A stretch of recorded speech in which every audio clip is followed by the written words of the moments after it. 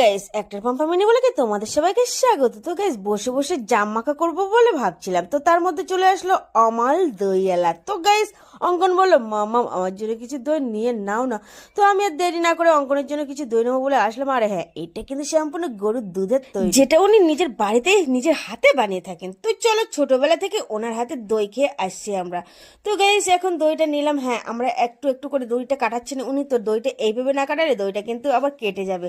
তো এতে ছিল 2.5 কিলোর মতো দই। তো এত দই নিয়ে কি করব, অত টাকা নেই। যাই হোক, অঙ্কনের জন্য 0.5 কিলো দই নিয়ে নিলাম। আর হ্যাঁ, অঙ্কন কিন্তু এটা নিয়ে খুব খুশিও ছিল।